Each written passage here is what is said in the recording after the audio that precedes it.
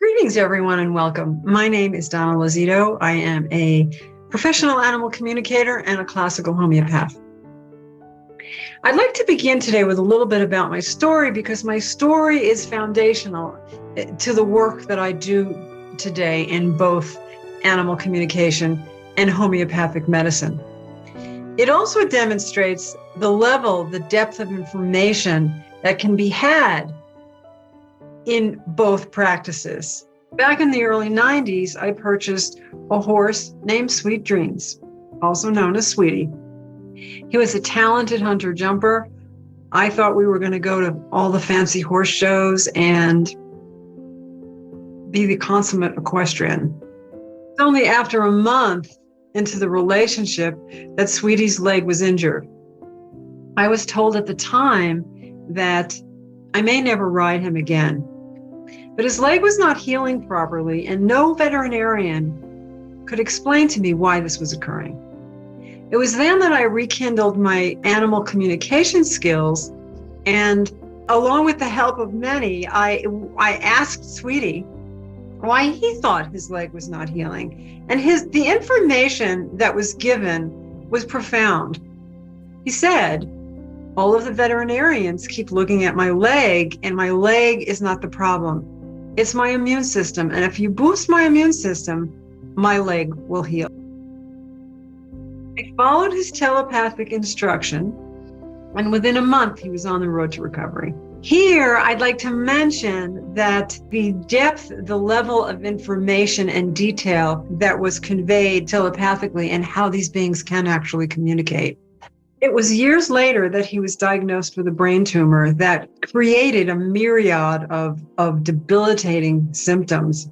His communication at the time was that I not give the suggested conventional medicine and that I find another way. His message was, if you give me this medicine, we will have two problems. We will have the problem that we already have, and then we're going to have a reaction to the medicine. So find another way to deal with this. Homeopathy surfaced in a way that I could not ignore. It was during Sweetie's homeopathic treatment that I observed this in-depth process of energetic healing. What did I observe?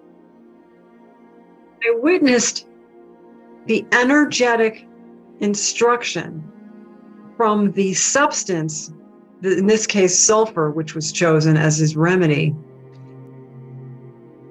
realign and transform his expression of health on the emotional level and the physical level. So here it's important to mention that unlike herbal medicine, homeopathic medicine remedies utilize only the energetic signature, the energetic imprint from a substance in nature, whether it be a plant substance or a mineral or an animal substance. Homeopathy seeks to match the presenting symptom picture of the being with the presenting symptom picture of the remedy. Hence, healing occurs. This is the mechanism of homeopathic healing. Both animal communication and homeopathic medicine involve a spirit to spirit transfer of information. Homeopathy brings balance by transferring the information from the substance found in nature to the vital force of the being ingesting the substance. Animal communication brings balance in a compassionate conversation from one being to another. What are the mechanics of this process? This process is the transfer of information that travels along specific pathways sourced in the spirit or the heart of the being or the substance, whether it be an animal or a plant or a mineral. Energetic communication is innate to humans and all of nature because no matter how small the organism, if there's life, there's a divine intelligence.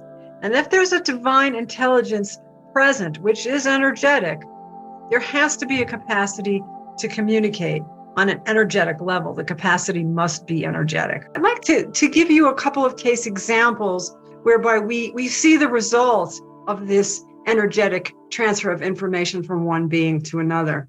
This was a specific client of mine in New York. And a couple had taken all of my workshops. I offer a series of workshops. They had taken all of the workshops with their dogs. So they were pretty well versed and understood the dynamic, the mechanism that we had been discussing. And a couple of weeks after the workshops, the wife was involved in an accident on a very busy parkway. And all of the windows blew out of the back of the hatchback. And the dog jumps out the back and shoots up the busy parkway, just running and running and running in terror. Needless to say, she was completely horrified.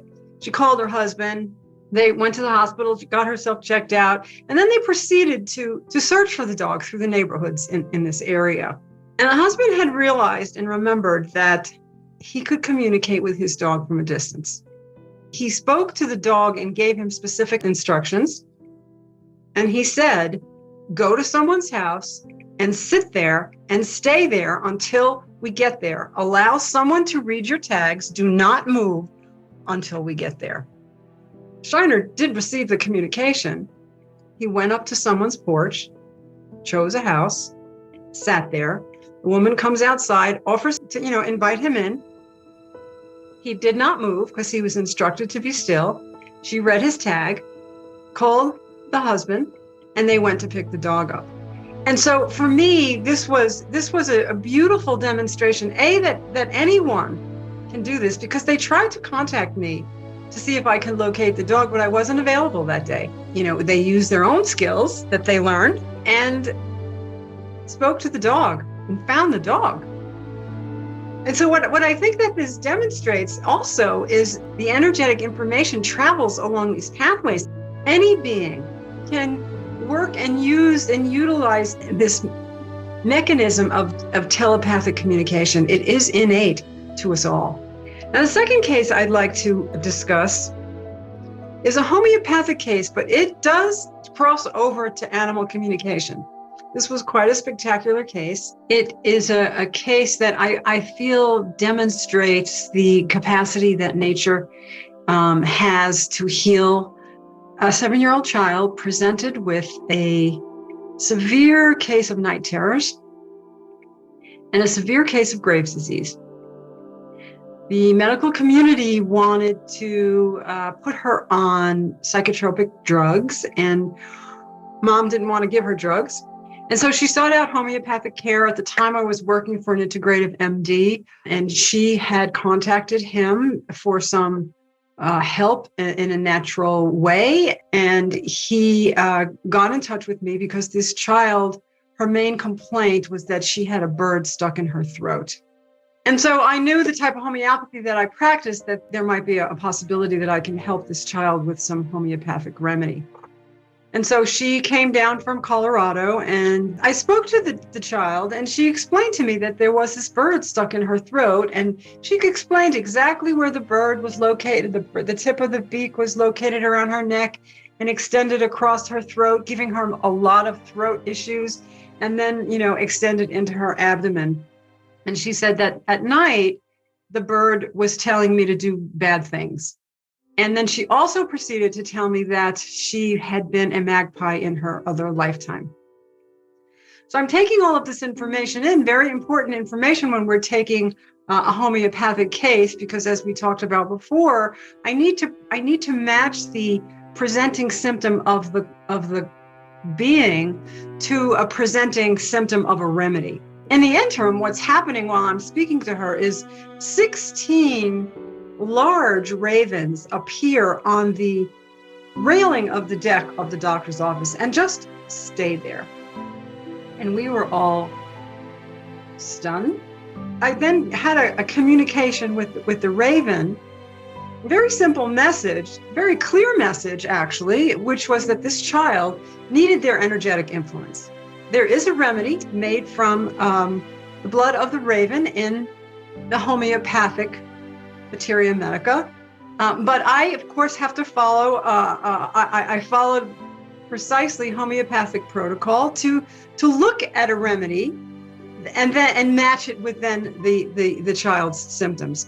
The remedy made from the raven, which let's go back and review, is the energetic essence of the raven. And so I talked to her mother and I said, I think we really need to try this remedy because the picture completely is a match. And of course, we gave her the remedy, and the child, over a very short period, really began to heal to the point that no conventional medicine was needed. My observation here is that the information that was relayed from the essence of the remedy to the vital force of the child was information that was necessary for her to heal. And as well in this case, I felt that it really demonstrated certainly the power of the energetic influence, but the communication from the ravens to very clearly indicate that this is what was needed. I see this interaction on a daily basis, whether it be a homeopathic case or an animal communication case, whereby this information that is transferred really serves for the higher purposes of our existence. In essence, compassionate conversation between a person and their animal really serves to heal relationships and to improve relationships.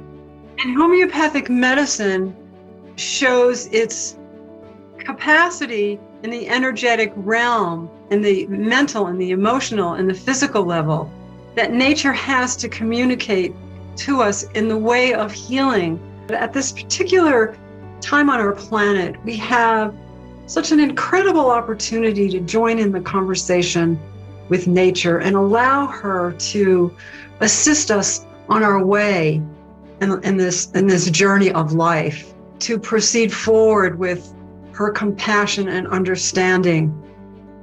We just take the time to listen and observe. I would like to thank you all for joining me and giving me the opportunity to present my findings. I see humanity really reaching for a place that we've not been before, where we can understand each other in a more compassionate way, understand nature in a more compassionate way, and live our lives to the exact way it was intended.